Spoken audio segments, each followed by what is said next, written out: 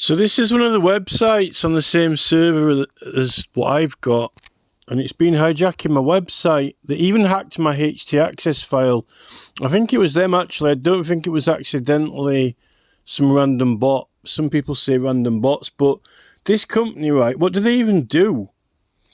NextGen Strategic Advisors provide our clients with demonstrated financial services industry experience, deep expertise in strategy, governance, risk management, regulatory implementations, IT and operations issues, and proven insight into their biggest challenges and greatest opportunities, right?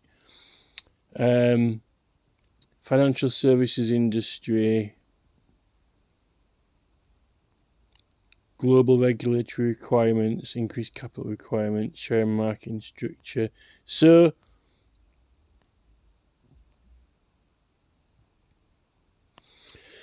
it says, as a boutique consulting firm, NextGen Strategic Advisors strategy is to focus on specific practice areas where we have developed deep management consulting and real-world management expertise, right?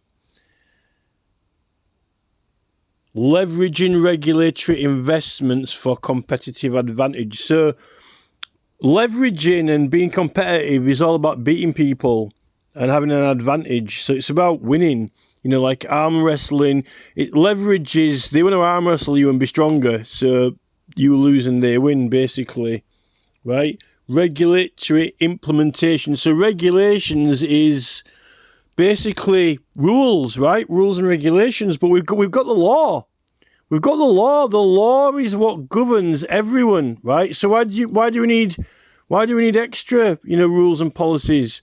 And this is where it's coming to, like, my mum can't even go on a laptop or use her iPad unless she uploads a driving license, right? It won't let her. That's leveraging her personal driving license information to a company just so she can use a laptop, right? You might as well say that the government might as well just let, Apple have access to the government's driving license database.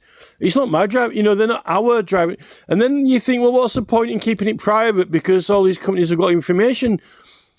I think they want it so every business and company, right, is kind of like owned by one entity and has access to all the information, and private citizens are the only ones who aren't to be trusted with anything and can't see each other's information and data.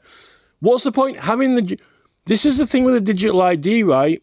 What's the point in having the driving license if you don't actually need to get it out because you've already given the information to every company or authority you would ever need to show it to?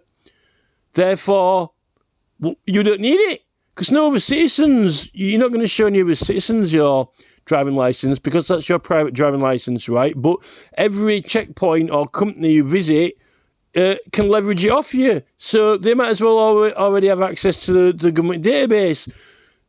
And this is the thing. It's like we're being made to trust these companies with our private details just because they're huge multi-billion-dollar companies and supposedly they've got all these regulations they've got to follow. But the thing is that they're getting our data, and either they have it or they don't. And then we're getting onto like all biometric data and biological data and all kinds of stuff like that.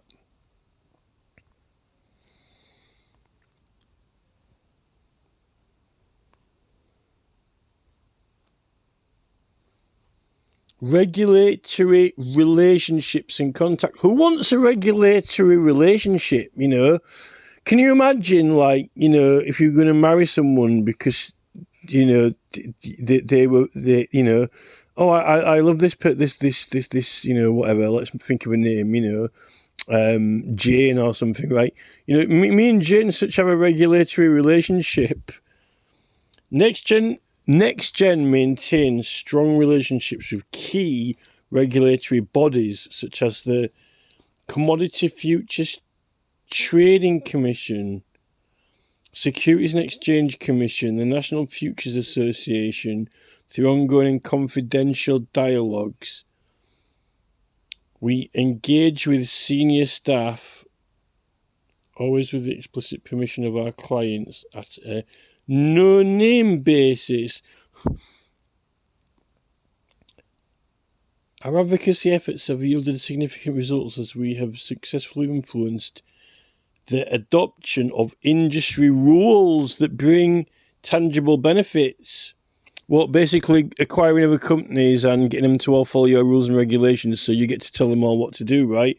Notable achievements include the elimination of inner affiliate collateral requirements and the removal of the SEC portfolio capital credit charges. It's worth noting that.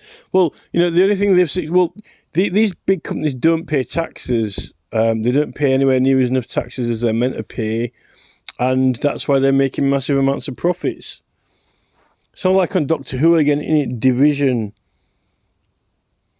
For over 2 decades, we have been at the forefront of ensuring compliance with major derivative regulatory requirements. But what are regulatory requirements? Is that legislation or what? Or is this their own policy? Our expertise and partnerships extend to both financial institutions and clients. We navigate the complexities of regulatory frameworks together. I've never heard anything like it in my life. It's such these people are like massive scammers. This is all Tony Blair Institute business. Just scam. These are the type of people who take the government to court because the government made a law that affected their profits, right? Therefore, they're going to sue the government. That means that us, the taxpayer, have to pay them because the government put a law through that they didn't like. But yet, the government is letting them evade taxes. This is the thing. Our government is building roads and highways and things like that, but we haven't got any money because there's a big black hole in the economy. So what they're doing is we pay our taxes, the government buys the roads out of our tax money, puts our taxes up. We haven't actually even got any money, so they just pretend to make it out of nowhere. But what they're actually doing is they're handing out free money to these building companies, highways developments, even housing builders, right? They're giving them money that actually they don't have. They're actually conjuring it up out of the black hole, and yet, they don't actually need to take as much tax money off us to do that, right? They could just do it anyway. They can just pay them out anyway, right? So this is what the Anonymous were investigating. At the end of the day, it's actually controlling how much money big corporate entities have and how much money we don't have. Basically, it's money management. And it's actually controlling people's spending power. And when you control the spending power, it's the power what they can do. How many advertisements can you put out? How much influence can you give? How many people can you get behind you? Again, leverage. And, what laws do we want them to make and not make at the end of the day? So it is all about leverage and governance and compliance, because we're the ones who are getting the new laws put through and imposed on us, all to do with this ID implementation. And the whole Tony Blair Freedom of Information con was a big switcheroony. We're going to pretend that we're going to do this thing where you can get information on the government and make it really relaxed and cool, and it's going to be normal. And then when you've got used to it, then we're just going to get all the information about you and completely spy on you, be total voyeurs, and basically permanently monitor everyone, which is completely against the Freedom of Information Act, right? The Human Rights Act 1998, right? That Human Rights Act 1998 was absolute con, because none of those rights are going to be left by the time these people are finished. And the fact that the government are already trying to completely lie about the right to life, and the fact that, it clearly states in the Human Rights Act that you cannot have a government cannot have a form of killing unless it's for criminal procedure, right? So why are they trying to bring assisted dying in a civil process? I don't know. And then they completely lied about it when they put the compliance document through. All this complies, with the Human Rights Act. No, it doesn't. It doesn't comply with the Human Rights Act at all. They completely divert attention away from it, and they pulled one case. If you go into a court, right, and you're trying to convince a court something, at least you can bring a few case studies out, right?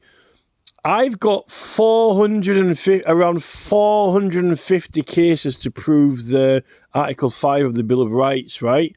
These people pull out one case from Switzerland. One case, right? Oh, yeah, because of this one case, which is extremely vague and, that people have got the right to end their own life, like if they want to commit suicide, that justifies saying, oh, we can have assisted dying because of one Switzerland case, right? When the Human Rights Act says that you can't even have it unless it's for criminal procedure, right? I've got 450 cases and a magistrate's court won't even reopen my case because they made an error, right? 450 cases when the clerk of the peace and the district judge are complete, absolute, compulsive liars, and they're damn right ignorant and stubborn, and they can't accept they're wrong, right? And this is why the rules are there. And then you got the government, saying, oh, magistrates' courts are really fair. No, they're not. Like on the petition when they're, let's not get rid of juries, right? The government responded, oh, we're getting rid of juries for certain cases because the magistrates' courts are fair. Yeah, right. What planet are they living on? It's a complete and utter delusion and lie. I'd like to see some of those MPs in Parliament who are coming out with these ridiculous statements saying, oh, yeah, the magistrates' courts are fair.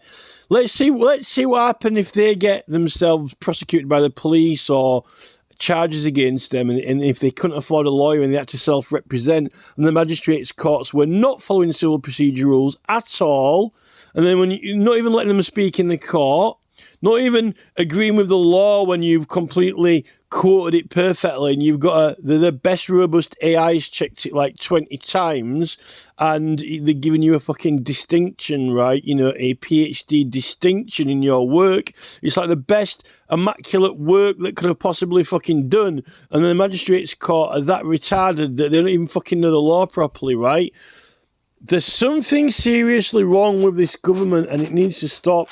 And something's gonna happen soon, or otherwise we're all gonna end up as slaves again, like African slaves under these type of people. They got far too much money. These companies, their billions needs to be cut down to millions, right, and distributed out because they're getting paid out of this black hole. And I don't know how long, Bill Gates, and he's now threatening us with his micro bugs. Oh, I'll release the micro bugs, something needs to be done about these people. They're all about leverage. It's all about having the mental edge and the advantage. The whole language of this website. I'm swearing. I don't even want to swear in this video. This is all this language that they're using here, like leverage and all this regulatory. It's all defeatist. You might as well just at the top of the website. You might as well just say, Conqueror. You might as well be the Conqueror paper, landing page for Conqueror paper. We came, we saw, we conquered.